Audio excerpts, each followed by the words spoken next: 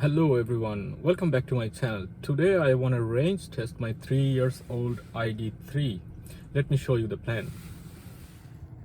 I am in Karlsruhe right now and I'm driving to Landshut to home.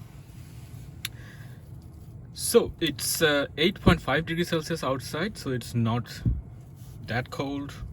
10:15 in the morning.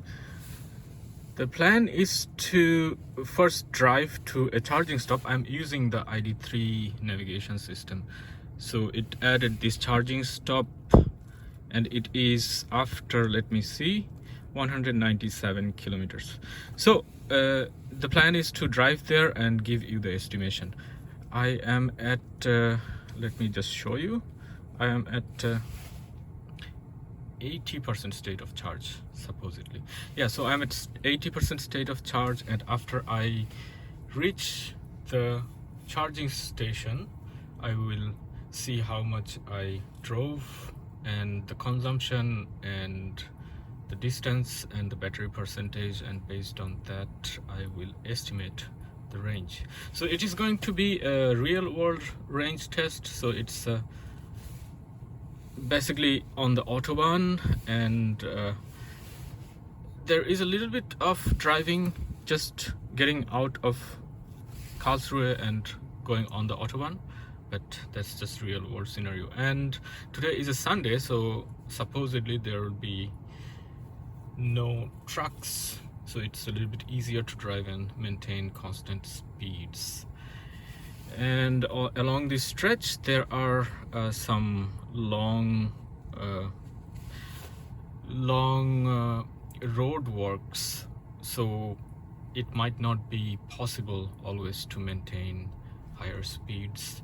So I will attempt at maintaining 130 kilometers per hour.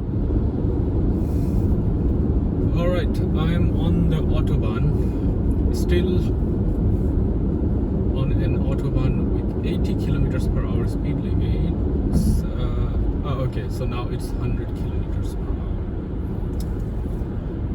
So it was a little bit of driving in the city, like 4 kilometers to get on the Autobahn. Yeah, but that's just how it is, like I was saying. Now, I will have to stop once because I have not had my coffee, and it is sort of mandatory to have coffee right now, just for the sake of safety. I mean, I will stop before that charging stop. So the next Rasthof I find, the service station I find, I will stop and have a coffee. Alright, we hit roadworks. I still haven't had my coffee. Yeah, I drove 50 kilometers and it is 49 minutes. So yeah, 60 kilometers per hour speed, per hour average speed. I'm at 60% state of charge. So the drive wasn't terribly efficient because the car needed to warm up, and so much traffic and uphill, downhill. So yeah, but like I said, this is a real world test.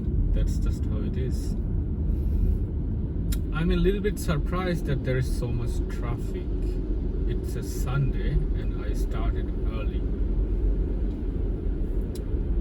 Surprising, but we keep driving.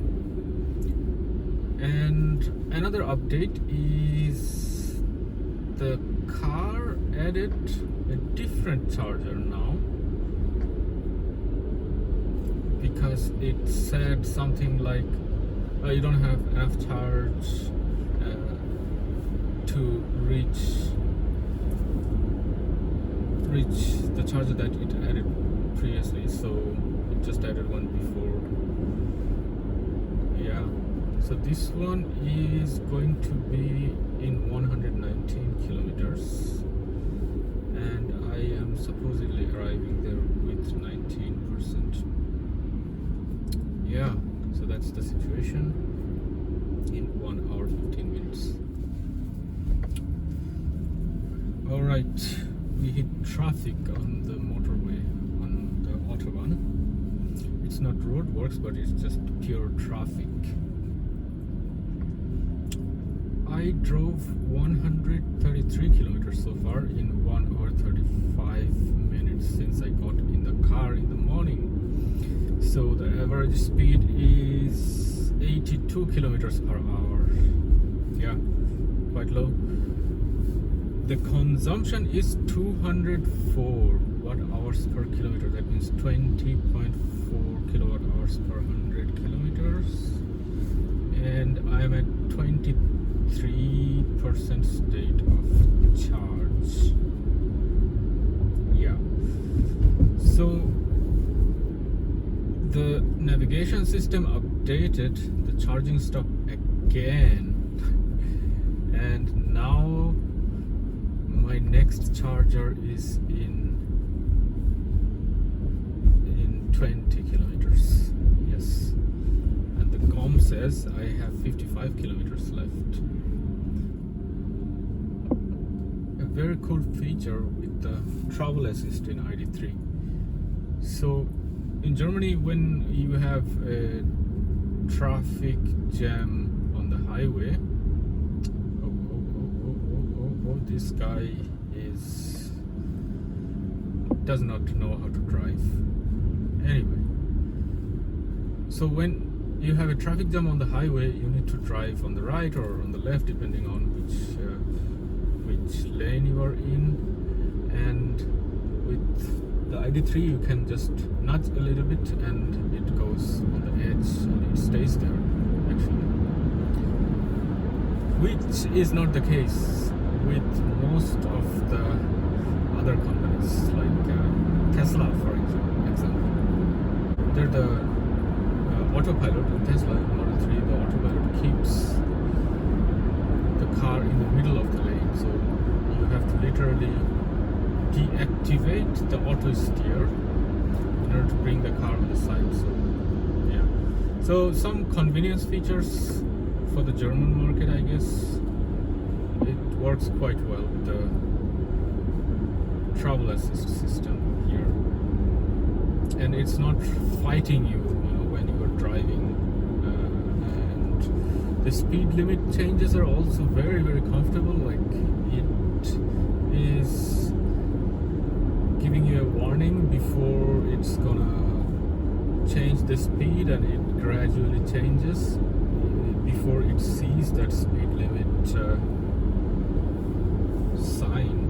So basically what a human would do, it is doing the same thing. So it's very smooth compared to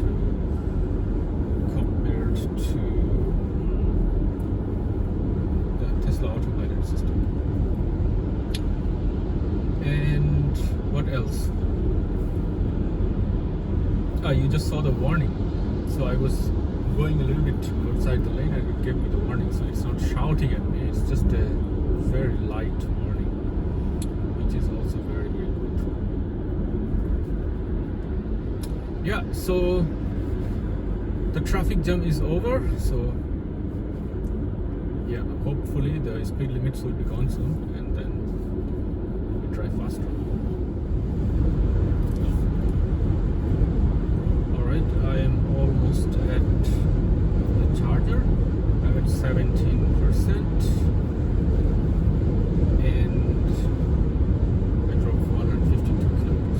First charger for today.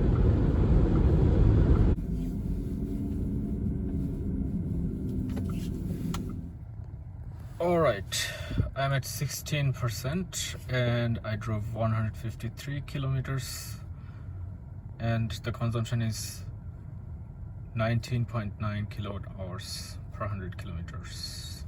So let me plug in and then I will give you the range estimations. Alright, I plugged in the car and charging up. Let's estimate the range now. So where's data here since start?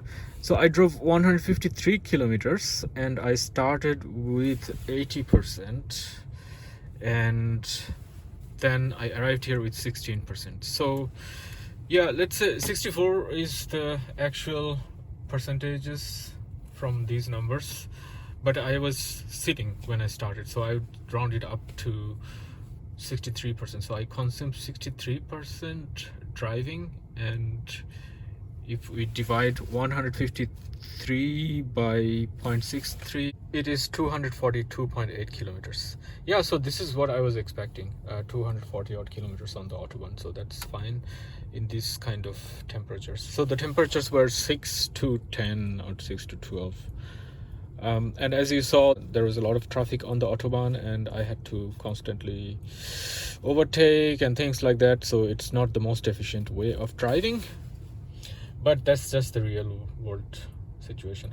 I guess when you try to really drive efficiently, you can get to 260 odd percentage. But I'm just not driving efficiently. You see, I have seat heaters, and I have my massage running, I have my steering wheel running, and I'm driving like not really caring about the accelerations and stuff like that. And the consumption is 199 watt hours in Tesla terms, 19.9 kilowatt hours per 100 kilometer.